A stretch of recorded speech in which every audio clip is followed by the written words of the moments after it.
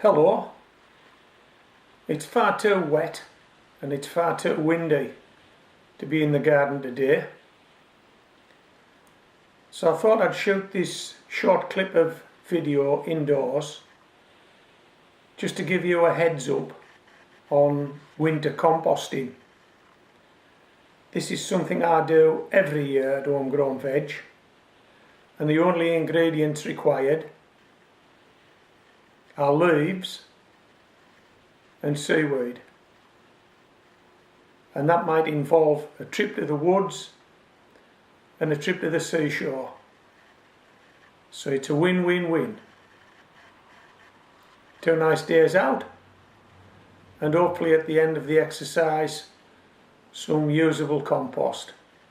Okay, so we're talking winter composting. And we're talking winter composting now because, as you can see from what's on this table, we're starting to harvest the fruits of our labour. The things that we planted in spring, that have grown through into summer, are now starting to ripen, and we're starting to harvest. The early potatoes are out. We're starting to harvest late potatoes. As you can see, these tomatoes are starting to ripen. Sweet corn looks as though it's been pollinated. We haven't taken any of that yet. We're eating carrots. Parsnips are looking good. Beetroot, we've started to take some beetroot. The onions haven't quite fallen over yet, but that won't be long. So we know that we're at the back end of summer. We know that autumn's just around the corner, and autumn's the time when we should start thinking about winter composting. The nights are cutting in and it's starting to feel a little colder, isn't it?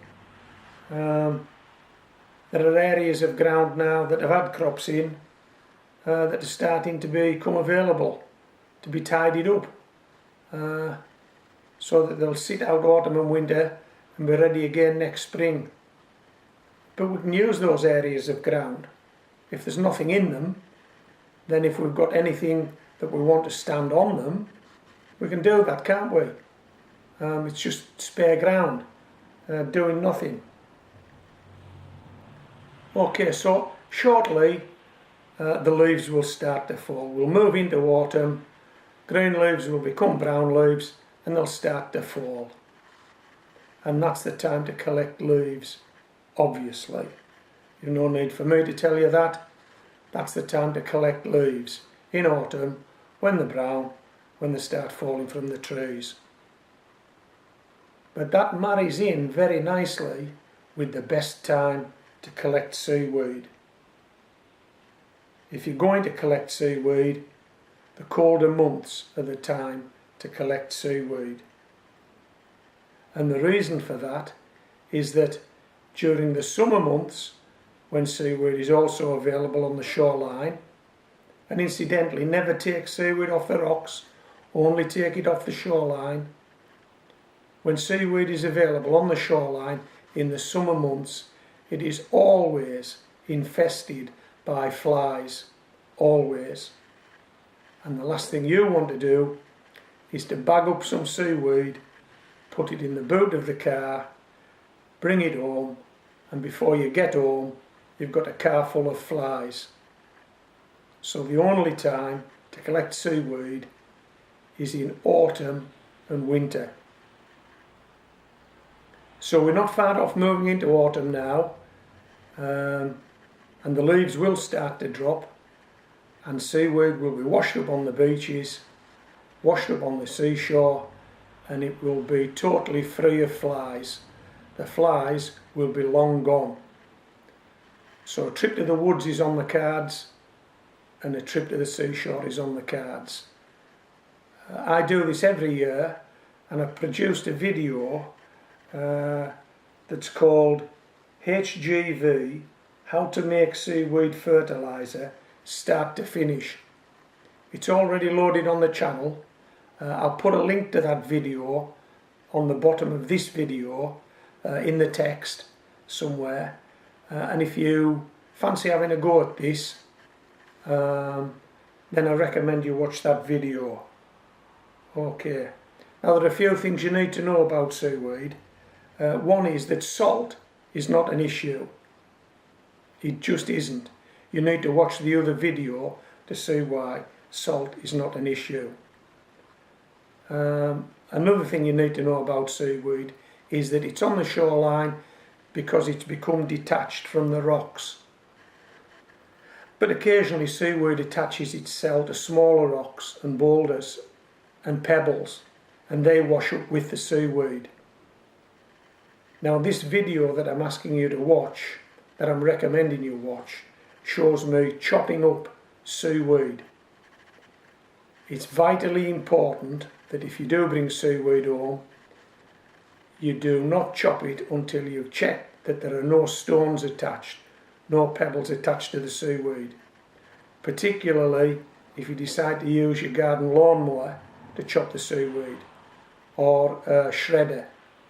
You don't want stones wrecking your lawnmower or shredder, so you need to check for stones.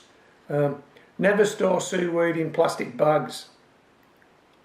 It will liquefy, and that liquid doesn't smell. No, it absolutely stinks.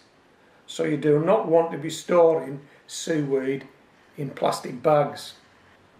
The idea is to get it home, do something with it that removes any residual salt. That's in the other video.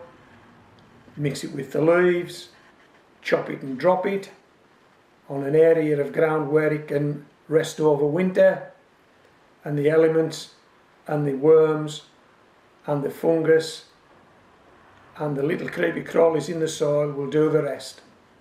You've no need to do any more.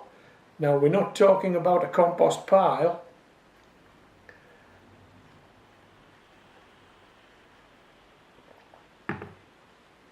We're talking about chop and drop, and that's a thin layer only a few inches deep.